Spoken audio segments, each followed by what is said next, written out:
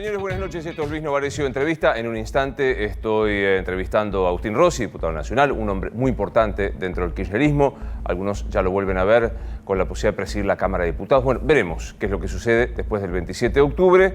Parece un tránsito bastante extenso de aquí hasta que asuma el 10 de diciembre las nuevas autoridades. Hoy fue un día en lo económico particular, es el día Labor Day en los Estados Unidos, no hubo casi operaciones, 12 millones de dólares que se operaron, hubo una cierta tranquilidad.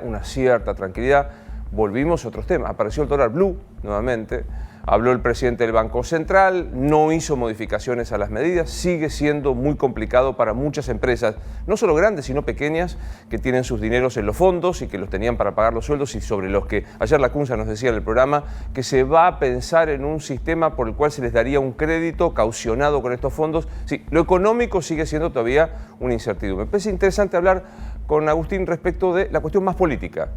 Si hay vínculos o no entre el gobierno y el sector de Alberto Fernández, ¿qué va a pasar? ¿Qué país le deja al, todo indica, eventual presidente Alberto Fernández? Así que ya lo recibo y charlamos de política y también de economía. ¿Qué haces, Agustín? Hola, Luis. ¿Todo bien? Todo bien. Gracias por venir. No, por favor. Ya estuviste acá, así que la pregunta de nos morimos y qué pasa no te la voy a hacer. Y aparte estamos un poquito más apremiados por la coyuntura. Definime el momento político que estamos viviendo. Y es un momento difícil, ¿no? Un momento difícil porque está claro que las elecciones PASO legalmente convirtieron a todos los precandidatos en candidatos, pero el candidato opositor quedó notablemente fortalecido y el candidato oficialista, que a su vez es el presidente de la nación, quedó fuertemente debilitado y eso genera esta sensación, ¿no? Que estamos en un gobierno que está terminando su gestión, que las expectativas de los argentinos en general, de los operadores económicos, sociales, políticos y demás, están puestas en Alberto Fernández presidente. Y bueno, y una economía que venía complicada previo a las PASO termina complicándose muchísimo más. Con un cambio de ministro, aparece un nuevo ministro, un ministro de emergencia, ¿no? Porque claramente asumen una situación de demasiada complicación que me parece que va día a día, ¿no? Va día a día y... Es así, casi hora a hora, por momento. Día a día para ver de qué manera se toman las medidas que se tienen que tomar. En algún sentido, en algún criterio, yo digo que no se entienden demasiado, digamos, ¿no? Porque, por ejemplo, se tomó las medidas para reprogramar el pago de las letras, ¿no? Y que enojó a muchos empresarios que tenían allí para pagar sus sueldos, gobernadores de provincias, no está resuelto los fondos comunes de inversión y demás. Ahora, lo que el gobierno les quiso decir a todos ellos a todos que tenían letras, les estaba diciendo, mira, no te voy a dar los pesos, no te voy a dar la plata de estas letras porque te vas a ir al dólar. A los 4 días toman una decisión diciéndole, aunque tengas los pesos, no te vas a poder ir al dólar, porque no va a haber dólares para vender a inversores, a personas jurídicas. Entonces, la pregunta es, ¿para qué hiciste lo otro? Bueno, o ¿por qué no liberás en el caso de aquellos que liberándolo resuelven un problema de la economía real, como por ejemplo poder pagar sus sueldos? Que no es metáfora, hay gente que no puede pagar, bueno, hay provincias... Entonces me parece que eso muestra esto, digamos, ¿no? Que el gobierno va a prueba y error día a día y bueno, y nosotros tenemos que estar siendo muy prudentes y muy conscientes de la gravedad de la situación. Fijémonos, Alberto se fue una semana a España, ya está en España. El domingo o lunes cuando vuelva va a ser un mes de las PASO. No hizo un acto de campaña. Todo lo que hizo fue escuchar, hablar con el gobierno, con el presidente las veces que el presidente así lo requirió, hablar con los sectores, estar preocupados o ocupados, más preocupados sobre la evolución de la economía, pero me parece que en eso tiene suerte Macri, que le ganó a Alberto Fernández, que es un dirigente racional, prudente, moderado. ¿Cómo tomaste cuando la Cunza dijo, conversamos con Alberto, pero no cogobernamos? Es que es así. Nosotros no estamos cogobernando. Las decisiones las tiene que tomar el gobierno, las tiene que tomar el presidente y las tiene que tomar, en su caso, el ministro de Economía. Lo que nosotros deseamos que las cosas vayan en un determinado sentido. En primer lugar, nosotros no creemos, y yo personalmente estoy absolutamente en contra de la idea de que cuanto peor mejor. Porque la realidad es que la historia política argentina tiene dos transiciones similares, que uno puede tomar referencia, no similares, pero uno puede tomar referencia. Alfonsín Menem. La situación se terminó como con tierra arrasada, hiperinflación y demás. A Menem le costó 2 años. Sí, claro. Para encontrarlo a caballo y el plan de convertibilidad. Puede estar de acuerdo, a favor, pero fue... La inflación fue. Pero fue un punto de referencia, digamos, ¿no? Ordenó su programa económico. Duhalde, hasta que aparezca Labaña pasó 1 año. Entonces, la realidad es que si nosotros nos imaginamos reconstruir la Argentina, queremos empezar el 11 de diciembre del 2019 con algunas anclas, que no digan que sean, qué fortaleza, unas columnas refortalecidas, pero que sí que haya algunos anclajes desde el cual se pueda empezar a reconstruir la Argentina. ¿Creíste en algún momento algunos, los más críticos decían, Macri va a incendiar todo, quema todas las reservas y demás y que se haga cargo Alberto? ¿Creíste en esa hipótesis? No, yo no creo en esas cosas, porque la verdad es que tampoco tenía reservas como para... la realidad es que esto que toma ayer, que digamos... En todo caso, es la abdicación ideológica más importante de un gobierno que durante 4 años dijo que en realidad, haciendo lo contrario, iba a florecer la economía de nuestro país. Era una cosa que parece absolutamente razonable en cualquier lugar del mundo. No hay en el mundo ni mercados hiperregulados, pero tampoco hay mercados absolutamente desregulados como el que existían en la Argentina. Es tanta la contradicción que los mismos, que escuché a 2 o 3 entidades del sector agropecuario que dijeron, no, está bien que los exportadores tengan un plazo para liquidar. Entonces estaban presos de ideología. Estaban presos de ideología que los llevó a este lugar. Pero bueno, parece que esto también significa la posibilidad de que los argentinos tomemos en cuenta, digamos, que estos modelos económicos y que dirigentes políticos que profesan estos modelos económicos no funcionan en este país. Siempre nos llevan a un lugar similar, y esto es un lugar de muchísimo dolor para el conjunto de la sociedad argentina. No va la CUNSA este miércoles, hay una negociación. Contame qué sabes de eso. No, sé lo que dijeron hoy, digamos, ¿no? Que decidieron no ir este miércoles porque me parece que no tienen todavía el proyecto de ley armado, y me parece que hay sobre ese proyecto de ley una cantidad de dudas que vale la pena que las resuelvan antes de ir al Congreso. El ministro el miércoles pasado, cuando anunció las medidas, dijo 4 medidas, ¿no? Lo que hablábamos recién, renegociación compulsiva de letras, vimos lo que pasó a las 72 horas, que podría haber sido otro camino. La renegociación con el fondo, que todo el mundo le parece bien, que es razonable. Y después el ministro dijo, bueno, a los acreedores que están bajo ley extranjera, le vamos a dar este tratamiento, que es un tratamiento que le vamos a pedir a los bancos que nos presenten propuestas de renegociación voluntaria. Y a los acreedores, a los tenedores de deuda que están bajo legislación argentina, vamos a ir al Congreso de la Nación.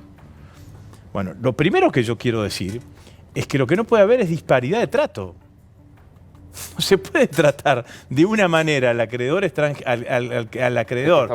está bajo ley extranjera con el acreedor que está bajo ley nacional. Como presupongo, quizás me equivoque, que la negociación con los acreedores que están debajo de la ley extranjera va a ser mucho más dura que una negociación con acreedores que están bajo legislación nacional, que además debe haber una cantidad que está intrasector público, que debe estar en el Banco Nación y en el ANSES y demás. Entonces me parece que lo primero que tenemos que saber, Luis, es qué condiciones le van a terminar dando o brindando a quienes son los tenedores de deuda argentina bajo legislación extranjera. Me parece que ahí hay una cosa que se necesita resolver, porque si no, me parece que nos podemos llegar a equivocar. Segundo punto, la deuda en pesos bajo legislación nacional, que es la que teóricamente va a intervenir el Congreso. No es de vencimiento inmediato, no es deuda de corto plazo, es deuda de mediano plazo. De hecho, me dicen que la mayoría está puesta en el año 2020. Entonces, bueno, sentémonos con el tiempo que sea necesario para analizarla, para tomarla con responsabilidad, pero también encontrar la solución técnica que sea beneficioso para la totalidad y para el conjunto de los argentinos. Entonces, estas cosas me parece que son cosas, y obviamente saber cuál es la composición de esa deuda. ¿Cuántos de los tenedores de deuda en moneda nacional, en pesos argentinos, son ahorristas individuales? Alguien que cobró una jubilación porque se jubiló y le dieron una cantidad de plata, o tenía un ahorro y en lugar de meterlo en plazo fijo compró bonos de la deuda. A eso tenemos que protegerlo. Claro. Enseguida volvemos a la economía, pero un poco de política. ¿Cómo ves siendo? Vos sos una persona cercana a Cristina, a Néstor y a Cristina. Recordemos, los dos somos rosarios, o por lo menos venimos de allá. Vos estabas en el Consejo y Néstor te ubica, y te trae y te catapulta todo esto. Sí. Nadie puede decir que no tenés pedigrí kirchnerista. Sí. ¿Cómo vivís esta polémica que para mí es insólita, pero sigue apareciendo, tapa de noticia? Manda Alberto, manda Cristina. Bueno, me parece que era esperable que se intente generar una cuestión de esa característica, porque está claro que Cristina no es cualquier vicepresidenta. Es una vicepresidenta que fue durante 8 años vicepresidenta, que tiene un liderazgo claro sobre amplios sectores de la sociedad. Fue ella la que decidió que Alberto fuese el candidato a presidente, ¿no? Esto fue así. Ahora, me parece que, conociéndolo a Alberto y conociéndolo a Cristina, van a convertir este hecho en un hecho virtuoso. Van a gestionar virtuosamente esta situación. Alberto va a ser el presidente, va a tomar todas las decisiones que tenga que tomar como presidente de la nación y va a tener una relación con Cristina absolutamente virtuosa. No se va a privar Alberto de consultar a alguien que fue durante 8 años presidente de la nación. Sería una tontería que hiciese una cuestión de esas características, pero Alberto va a ser el presidente. Digo, viste que acaso... Lo que creo que lo que a mí me parece más importante desde el punto de vista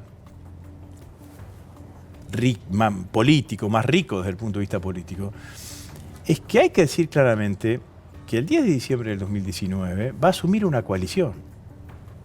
Es una coalición política el Frente de Todos. No vuelve el kirchnerismo. Somos una parte de esa coalición política. Una coalición política en donde participan una cantidad de actores y una cantidad de sectores. Y a mí me parece que en los próximos años la Argentina van a tener predominio las coaliciones. No va a haber en la Argentina de los próximos años un solo espacio político que hegemonice una de las dos posiciones clásicas de la política, oficialismo u oposición.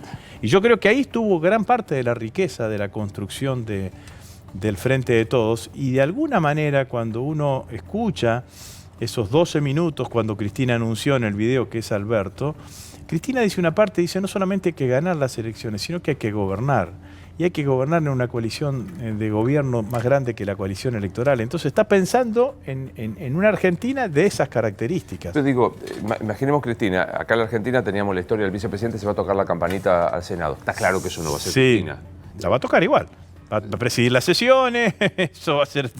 Va a ser la función institucional. De eso no tengas duda. Va a ser la mejor vicepresidenta que ha tenido la Argentina, sin ninguna duda, porque no lo he hablado con esto, digamos. No la conozco y sé de la rigurosidad con que se toma cada una de las responsabilidades que tiene. ¿Estás hablando con ella? Sí. Describime el estado. Muy bien está. Está muy bien, muy contenta con la decisión que tomó. Disfruta mucho de las presentaciones del libro. Que hace de su libro, está muy contenta con el impacto que ha tenido su libro. Ha encontrado una forma más coloquial de comunicarse con el conjunto, digamos, ¿no? Vos sabés, digamos, la presentación de un libro con un periodista al lado, periodista escritor al lado, te permite dialogar y te permite no estar siempre en la tribuna, donde quizás el discurso termina siendo de mayor dureza, de mayor rigidez. Me parece que es mucho más flexible. La verdad que se la nota muy bien. Me viene como una curiosidad histórica. Algunos decían, Cristina lo hizo esencialmente por una decisión política. Lo digo todo el tiempo frente a, sobre todo los que pertenecen al kirchnerismo, no vimos nada, yo me equivoqué horriblemente, diagnostiqué pésimamente, sí. La verdad yo dije, Cristina se retiró de la gran política argentina, error, me equivoqué, todo esto. Ella lo hizo por estrategia política, ¿crees que pesó más esto? Su cuestión personal, su cuestión de confluencia, ¿qué crees que pesó más? No podría determinarlo, ¿no? Pero sí tengo en términos de peso. Los dirigentes políticos somos seres humanos, digamos, ¿no? Y hay cuestiones personales que obviamente te pesan y te complican más en determinados momentos. Yo lo que creo que ella vio... Nosotros veníamos diciendo ya que queríamos construir una fuerza política amplia, que no era un momento de seguir cavando trincheras, sino de trazar puentes, de que había que construir un gran frente opositor. Yo me acuerdo que cuando reasumí como presidente de bloque, cuando reasumí de diputado, hablé con Cristina y le dije, mirá, le digo, me parece que la estrategia tiene que ser esta. Me dijo, yo estoy absolutamente de acuerdo, no nos peleemos con nadie de la oposición.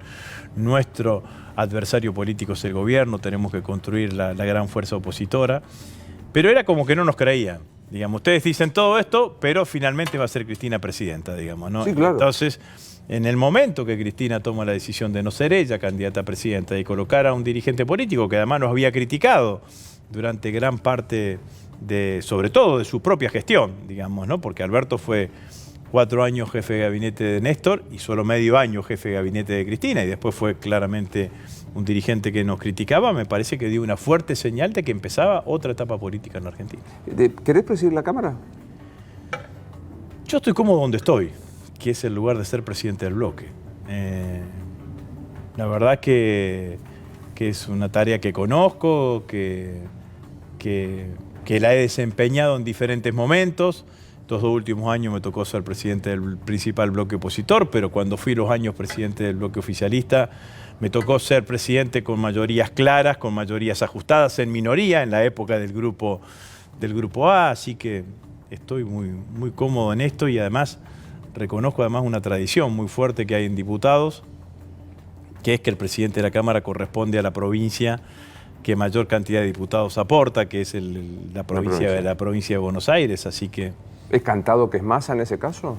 Yo no participé de esa negociación, pero no sería una cosa que a alguien le podría sorprender, digamos, ¿no? Encabezó la lista de diputados de la provincia de Buenos Aires, ¿no? Desde que yo soy presidente de la Cámara, bueno, salvo el periodo en donde fue Eduardo Fellner, que era un ex gobernador que venía a presidir, pero estuvo Balestrini, estuvo Julián Domínguez, estuvo Emilio Monzó, de diferentes espacios políticos en general hay.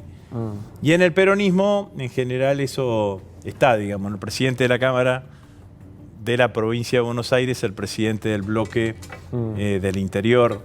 Pero yo me siento muy cómodo con esto, la verdad que... Imagino que si te lo ofrecen es difícil rechazarlo. Bueno, sí, soy parte de un proyecto político, siempre me he sentido parte de un colectivo. Esto es así como cuando Cristina un día me dijo, te necesito en el Ministerio de Defensa, mi cosa, y fui al Ministerio de Defensa. Obviamente que así como digo que estoy cómodo en este lugar, si mañana me necesitan o me convocan para otro lugar, en el Parlamento o en el Ejecutivo, estoy a disposición de lo que defina. Retomo algo que dijiste, ¿no? O sea, no va a ser, va a ser un gobierno de coalición. ¿Está mal definir, si gana Alberto, que es el tercer gobierno K?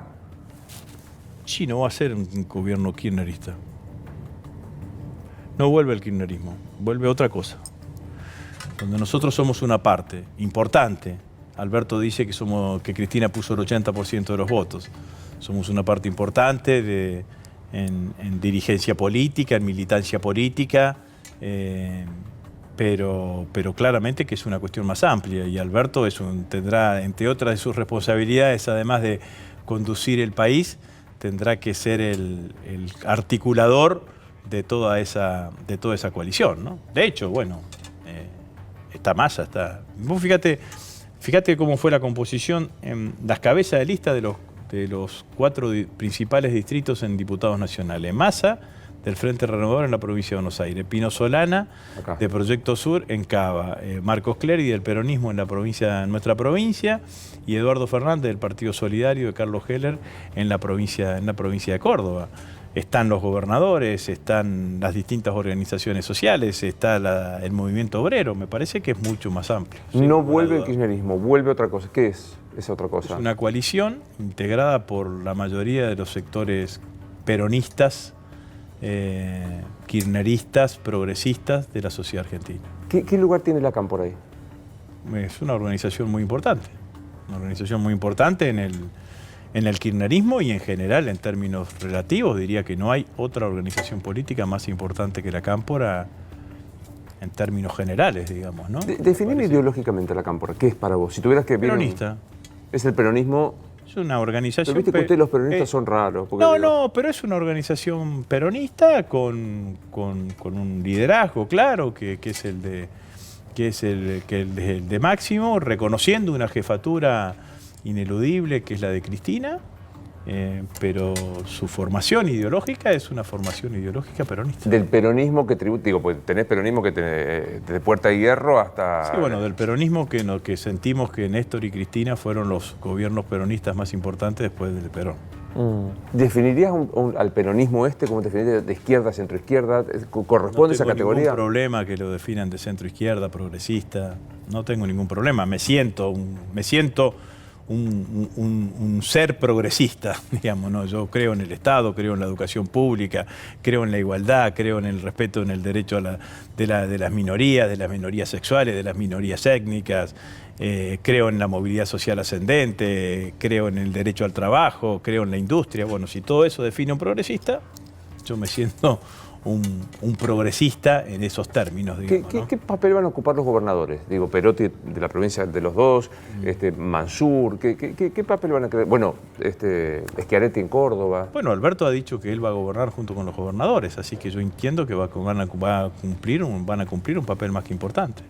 A mí me parece que es así. Néstor también en el 2003, me acuerdo que tenía una relación privilegiada con los gobernadores en ese momento y seguramente la van a seguir manteniendo. A los que acusan a Schiaretti de no haberse jugado por el proyecto de Alberto, ¿qué decís?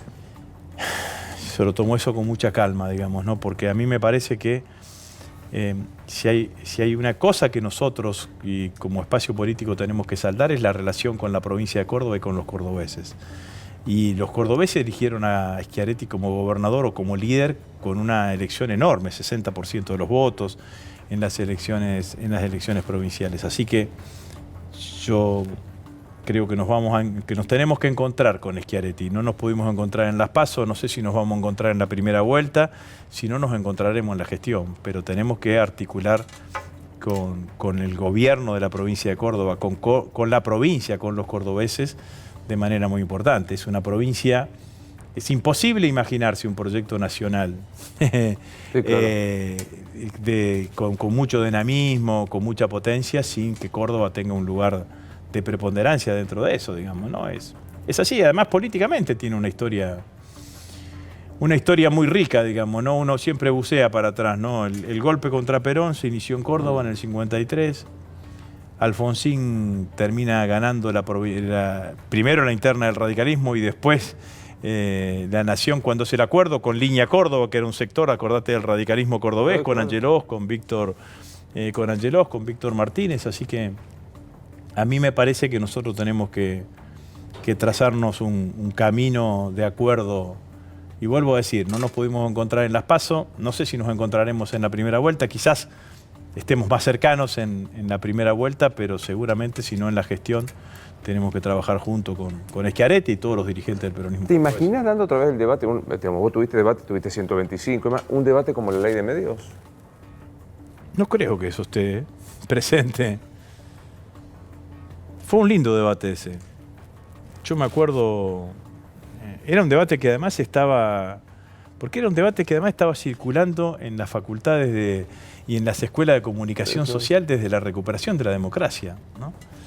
Me parece que fue muy rico ese debate. Yo me acuerdo de las audiencias públicas que diseñamos y que fueron... Mirá los personajes que fueron a apoyar esa ley de medios. Bueno, Víctor Hugo Morales fue a apoyar la ley de medios. Seguramente ese hecho lo acercó mucho más en sus posiciones políticas. El presidente del equipo de comunicación social del Episcopado de Bergoglio, con Campanella, fue a apoyar la ley de medios. Adolfo Pérez Esquivel, la verdad que fue un debate riquísimo. Además, después se cruzó una cuestión de poder en el medio, terminó como terminó, pero yo creo que sin ninguna duda que las ideas que estaban puestas en ese proyecto de ley son ideas que tienen que estar vigentes en una democracia. ¿Pero te imaginas que vuelva ese debate? No, No creo que vuelva a ese debate.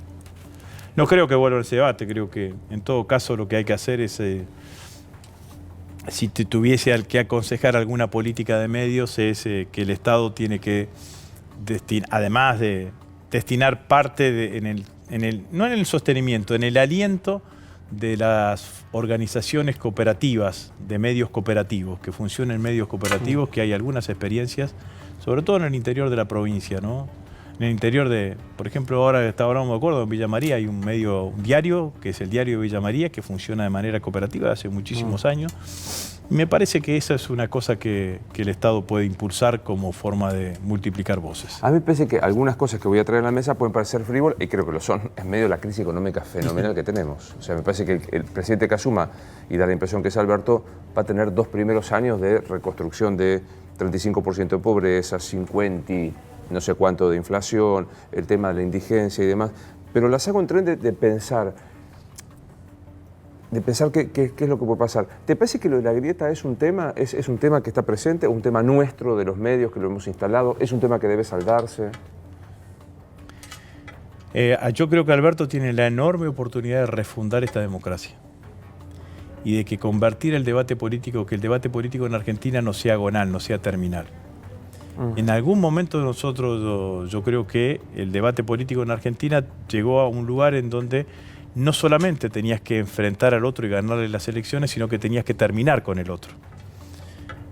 Puede ser que equivocado, porque es mi apreciación personal, y tengo fundamentos políticos. Yo creo que el macrismo quiso con el kirchnerismo hacer eso. No solamente ganarle las elecciones en el 2015, sino terminar con el kirchnerismo. Terminar con Cristina como dirigente política y ese tipo de cuestiones. Y a mí me parece que nosotros tendríamos que tratar de aprender a vivir en una sociedad en donde las ideas se defiendan con pasión, pero que exista la tolerancia. Entonces, no tenerle miedo a las ideas del otro, tenerle sí miedo a la intolerancia del otro, por las ideas que yo propeso. ¿No hubo también una posición agonal en la gestión del kirchnerismo? Probablemente que nosotros hayamos tenido algunas facetas de eso. Por eso digo que quizás en esta nueva etapa Alberto tenga esa posibilidad, digamos, ¿no? Creo que mucho menos porque atenuada. Nosotros, por ejemplo, yo me acuerdo que nosotros en el gobierno de Macri hablábamos como un dirigente, que era un dirigente opositor a nosotros, pero que respetábamos su coherencia, digamos, ¿no? En una mirada de esas características. Pero yo creo que podríamos imaginarnos vivir en los próximos años con una democracia en donde el respeto sea el respeto a tus ideas. Yo compito con vos, tengo competencia electoral con vos, pero no cuestiono tu idea.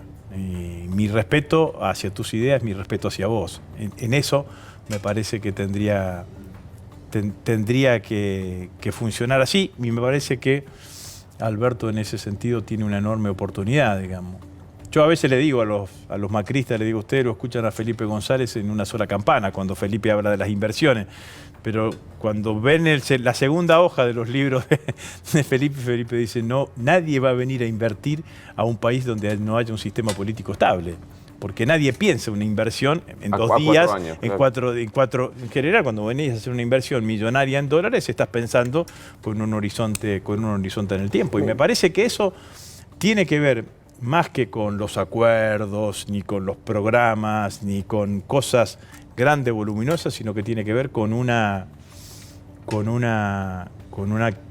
cuestión actitudinal, digamos, ¿no? de entender de que en la Argentina existen miradas distintas y que es legítimo que uno que defiende una mirada intente que esa mirada sea mayoritaria, pero que probablemente nunca puedas lograr que esa mirada sea hegemónica o notablemente mayoritaria. El 32% de los argentinos que votaron a Macri en estas circunstancias, con estas dificultades económicas, merecen mi respeto.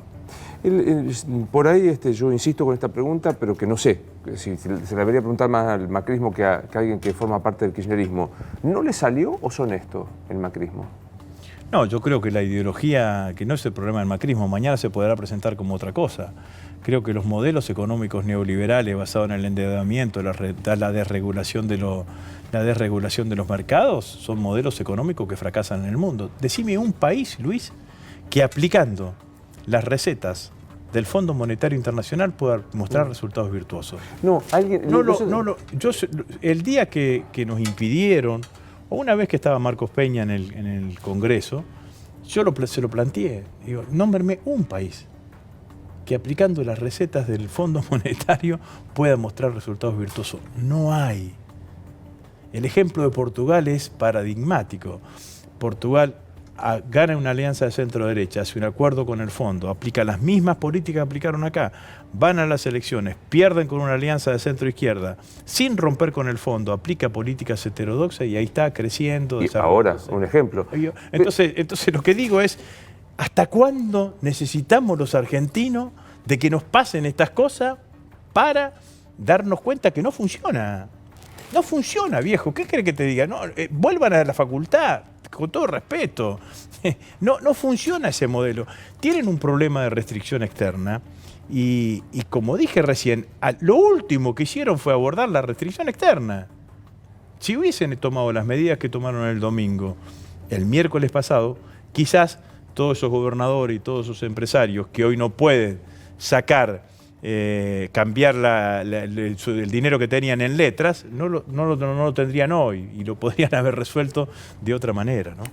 Lo leí, ojalá pudiera saber dónde, que decía que algunos países que se transformaron en neoliberales lo hicieron habiendo pisado políticas heterodoxas y conservadoras y restrictivas, o sea, construyeron un país absolutamente... proteccionista. Claro, y después se transformaron casi... Una vez que tenés fortaleza, sí hay un economista coreano, creo que habla, de correr la escalera o algo por el estilo. Exacto. Sí, creo que lo trajo acá Emanuel Álvarez aquí. Sí, no me acuerdo bueno, exactamente pero dónde. Es ese economista que explica de que la experiencia, creo que de Corea, es una economía absolutamente cerrada, con un fortalecimiento de la industria, y una vez que te sentís fuerte para competir, abrimos. Pero mientras no te sentís fuerte para competir, lo que haces es defender lo tuyo, fomentar que lo tuyo crezca, fomentar que se lleve adelante el desarrollo del país. Ahí digamos, va la ¿no? segunda pregunta. Si son esto, según tu diagnóstico, es esto, vos dijiste un corsé de ideología, están presos de la ideología. Sí. ¿Es por empaque ideológico o por favorecer negocios de amigos? No, yo creo que tienen una mirada ideológica absolutamente equivocada y estoy seguro que han favorecido a tipos que se han enriquecido notablemente durante todo este tiempo. Va a haber que ver qué es lo que pasa con los amigos del poder. ¿Cómo funciona la cuestión de la energía? ¿Cómo funcionó el aumento brutal de las tarifas en la energía?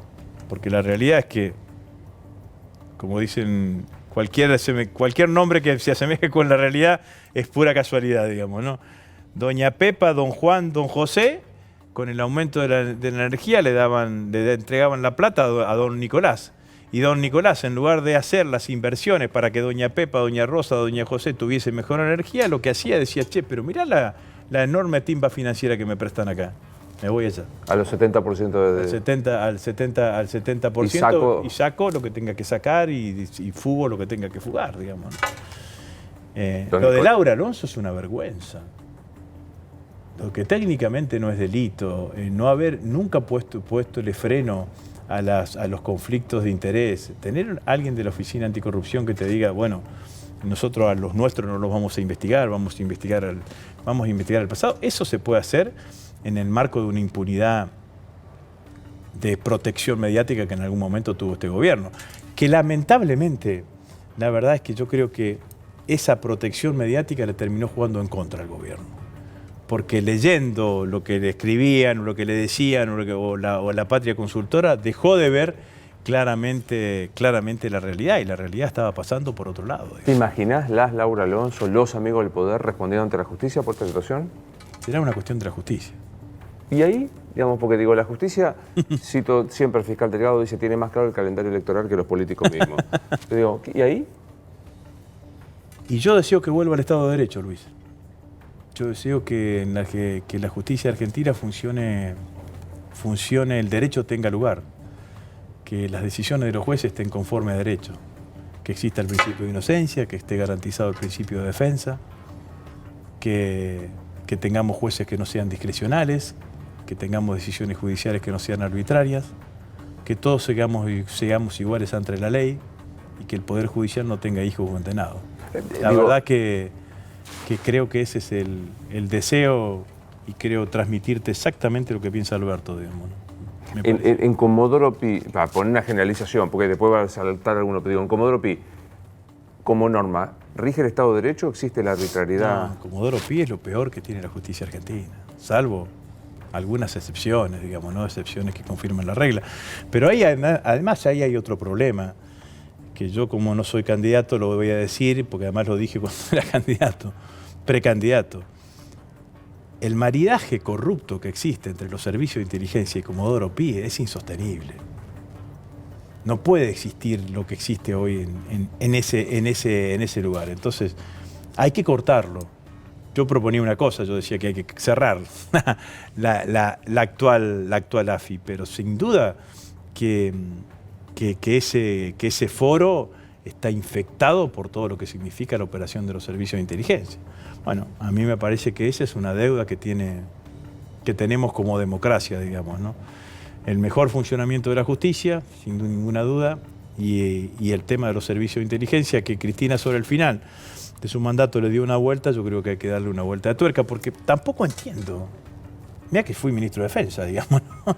Digo, existe la inteligencia estratégica militar, que esa conozco porque en realidad tiene un objetivo que es evaluar la evolución del instrumento militar de aquellos países que al presidente de la nación, como un comandante en jefe de las Fuerzas Armadas, le interesa. Existe la inteligencia criminal, la que depende hoy de Patricia Bullrich, que es la que está utilizada para combatir o prevenir o desarmar aquellas bandas que delinquen contra la criminalidad común o la criminalidad organizada. ¿Qué es lo que tenemos ahí? ¿Qué otro? Claro. ¿Qué es lo que tenemos ahí? Vos me podés decir, mira, podría existir algo en el área de la Cancillería, de diagnóstico, de análisis, de ver cómo evolucionan los movimientos políticos, sociales, económicos hacia el interior de determinados países. Inteligencia en el sentido que se hace sobre fuentes, es diagnóstico que se hace sobre fuentes públicas, que a veces hay que saberlas analizar y que ese es el arte de la inteligencia, no es la inteligencia del agente 86 que andaba. Bueno, pero entonces, ¿y lo demás para qué está? Y encima que nosotros que Cristina había obligado a que todos los fondos se blanqueen, lo primero que hizo Macri fue derogar ese decreto de Cristina. Y puso al frente del organismo de inteligencia a un señor empresario cuya mayor éxito es transferencia de futbolista, tercerizando una transferencia. La verdad es que eso me parece que hay que mirarlo y mirarlo seriamente, digamos. ¿Te imaginas, digamos, a Macri caminando por Comodoro Pi, correo, blanqueo, esto? Lo del correo es insostenible, ¿no? Y que siendo él presidente, tuvo un ministro que preparó toda una situación como para condonarle una cantidad de pesos que él mismo se autocondonaba. En algún momento tendrá que dar las explicaciones. Me parece a mí que esas cosas, yo no soy un especialista en causa judicial y tampoco quiero aparecer de esa manera, digamos, ¿no? Pero en algún momento es probable que alguien lo llame. De hecho, hay un juicio que está transitando. Sí, que la fiscal Boquín... Y que la fiscal Boquín, y que en algún momento tendrá que dar las explicaciones, pero desde el punto de vista político parece absolutamente no razonable. Sí, digo, el punto de vista de sentido común. O sea, estar bueno, el blanqueo es lo mismo, ¿no? La ampliación por decreto, de lo prohibido expresamente por ley, ¿no? Los dos lugares, bueno, sí, eso es así. Sí, creo que también en esto hay que construir una ley de ética, o hay que mejorar la ley de ética, y en esa ley de ética el tema de los conflictos de intereses tienen que estar perfectamente establecidos.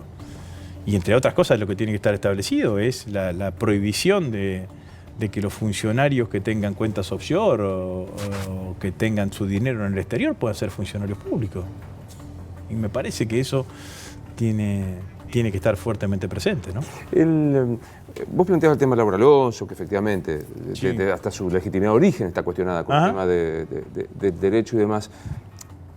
¿Qué garantías te da que la justicia investigue en serio y que no vuelva a ser el cambio político el patrón para analizar las investigaciones?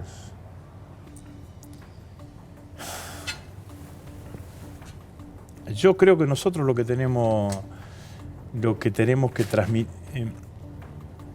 no voy a contestar así. Una vez un alto funcionario del Poder Judicial me dijo, hace un tiempo atrás me dijo, los funcionarios más viejos del Poder Judicial en la Argentina, que funcionan,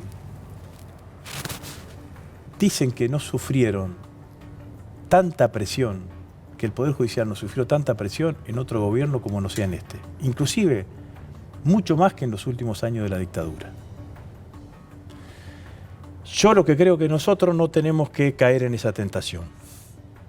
Nosotros tenemos que mandarle una señal al Poder Judicial de que lo que propiciamos es la recuperación del Estado de Derecho, de que tome las decisiones conforme a derecho, que no perseguimos a nadie, que no queremos meter preso a nadie, que no hay ninguna intencionalidad desde ese punto de vista y que menos aún lo que vamos a hacer es utilizar el Poder Judicial para perseguir políticamente a dirigentes políticos opositores. Lo que no nos da la política, no nos dará la política. Pero no vamos a utilizar la justicia para tratar de que la justicia nos dé lo que la política no nos da. Lo que sí creo es que hay que poner todo el esfuerzo para que exista ese espacio, que en la justicia vuelva a recuperarse el sentido del derecho y el espacio para el derecho. Ya casi está terminando la gestión de Macri. ¿Cómo crees que va a ser recordado como presidente en la historia argentina? Exceptuando de la Rúa, el peor presidente que tuvo la Argentina de la recuperación de la democracia. No va a haber ninguna calle que se llame Macri, ninguna plaza que se llame Macri, ninguna escuela que se llame Macri. La verdad que lamentablemente perdió la oportunidad de convertirse en un líder de derecha moderno, pero hicieron todo mal. Vos fíjate una cosa. Yo lo dije hace un tiempo y como la ola no venía para nosotros me criticaron mucho. Macri es un privilegiado porque fue el primer presidente en democracia que recibió la Argentina no estando en crisis. En 2015 había problemas, pero no había crisis. Alfonsín la recibió de los militares. Menem con la hiperinflación de Alfonsín. De la Rúa con la hiperdesocupación y la crisis de la convertibilidad de Menem. Duhalde y Néstor con la crisis del 2001. Este es el primer presidente que recibe el mandato de una presidenta de un signo político distinto sin que la Argentina estuviese en crisis. Y nos va a dejar una Argentina en crisis. A mí me interesa esta historia, ¿no? O sea, si es que no le salió, que el mundo, ¿viste? Porque el gobierno dijo es el mundo, es la tormenta de frente, etcétera, etcétera, o vos insistís, es el modelo, era inevitable el modelo. No veo ninguna causal, ¿no? Si vos llegaste a un país, no tenías un país endeudado, tenías un problema de restricción externa, sí, está claro, no era un problema de fiscal, era un problema de restricción externa. Podías, si te parecía que la regulación que existía en diciembre del año pasado era excesiva, podías flexibilizarla. Si ves un mundo en donde hay muchísima crisis económica y hay una guerra comercial y el mundo está creciendo a niveles más bajos, casi que apenas igualan su crecimiento vegetativo, ¿por qué mataste el mercado interno? Si ves que hay industrias que venían desarrollándose en la Argentina, ¿por qué le abriste brutalmente, las importaciones? ¿Qué pensabas? ¿Que te iban a prestar indefinidamente porque te llamabas Mauricio Macri, porque eras mercado friendly? Por eso te iban a prestar indefinidamente y fuiste y tomaste deuda y le decía a los gobernadores tomen deuda porque tomen deuda y generaste esto. La verdad es que no veo en dónde le afecta al mundo, digamos, ¿no? ¿Hay algún fantasma de adelantamiento de elecciones o no? Yo creo que ninguno. Primero, nosotros no queremos. Segundo, la Constitución Nacional dice que las elecciones se tienen que realizar 60 días antes de la asunción de la fecha de traspaso de mandato. O sea que estaríamos como máximo para adelantarla, modificando la ley que fija el 27 de octubre, el 10 de octubre, 15 días antes, no tiene sentido. Así que no veo ningún escenario de esas características. Menos de adelantamiento de la entrega del poder el 10 de diciembre. A mí me parece que el 27 de octubre al 10 de diciembre entrarás claramente en una transición en donde las cosas van a ser muchísimo más fácil porque ya vas a tener un presidente electo con fecha de asunción, entonces me parece que el escenario va a ser muchísimo más fácil. ¿Las PASO como las conocemos ¿hay que modificarlas? Yo reivindico las PASO, porque antes de las PASO la decisión de elegir los candidatos estaba en la élite de los que conducían los partidos políticos. Con las PASO quedó en la posibilidad de que sea la sociedad que elija quiénes finalmente son los candidatos. Así que yo esa decisión la sigo reivindicando, me parece que es más democrático, que es más participativo, que mejora. Nosotros en la provincia de Santa Fe tuvimos PASO. Macri en el 2015, cuando claro. fue Sanz Carrió. con Carrió y con Sanz, tuvo PASO. Quizás visto esta experiencia de esta situación, porque siempre se presentan situaciones nuevas, quizás lo que yo estaría dispuesto a analizar es si no es demasiado tiempo 75 días entre las PASO y la primera vuelta. Quizás podrías hacerlas entre 40, 45 días entre PASO y entre PASO y primera vuelta, con lo cual el cronograma electoral se te empieza 30, 35 días más adelante, pero eso sí me parece que valdría la pena quizás analizarlo, digamos, ¿no? Pero en términos generales, volver al sistema en donde sí, de que los partidos políticos eligen, no me parece que sea lo mejor. Última, ¿lo trataste a Macri alguna vez? ¿Tuviste algún trato, digo, más que el protocolar? Fui 2 años diputado con él, entre el 2005 y el 2007 él fue diputado. Me lo crucé alguna vez, lo saludé, me lo crucé en un canal de televisión, pero hay que decir la verdad, Luisa, nosotros durante los 4 años de macrismo éramos los feos, sucios y malos, el kirchnerismo, ¿no? Nos ponían cuanto más lejos nos tuviesen. Macri en el inicio de su gestión, cuando estaba en el pico de poder, pretendía liderar el oficialismo, cosa que era legítimo, era el presidente, pero también pretendía indicar quiénes eran los dirigentes opositores, ¿no? Acuérdate cuando hablaba del peronismo responsable, el peronismo dialoguista, además, nosotros nos ponía siempre en el borde del sistema, ¿no? Este año, creo que en febrero-marzo, me transmitió, no, era febrero-marzo, me transmitió Emilio Monzó una invitación a acompañarlo al último viaje que hizo a la India. Y yo tenía, la verdad que primero no me lo esperaba, teníamos el cierre de listas en la provincia de Santa Fe que cerraban sobre fines de febrero, principio de marzo, y bueno, se lo agradecí especialmente, claro, digamos, ¿no? Pero la verdad que sobre el final de su gestión empezaron a considerarnos, cosa que es un grave error, digamos, ¿no? Porque la misma sociedad que lo eligió a Macri presidente nos eligió a nosotros como principal fuerza política opositora. Pero iba por esto, ¿te lo cruzas hoy? ¿Qué le decís? No me imagino diciéndole nada, salvo saludándolo, digamos, ¿no? Me parece que lo cortés no quita lo valiente. No debe ser fácil, porque también en esto yo a veces veo a algunos que le pegan a Macri ahora, que lo defendieron durante todo este tiempo. A mí no me gusta hacer leña del árbol caído, digamos. Claro. No debe ser fácil los días que está pasando hoy, digamos, ¿no? Si algo, si algún aporte Macri todavía está para hacerle a la sociedad argentina es reconocer que su modelo ideológico, el modelo que defendió, es un modelo que no funciona en este país. Acá. La última, te lo cruzas a Pichetto, ¿qué le decís?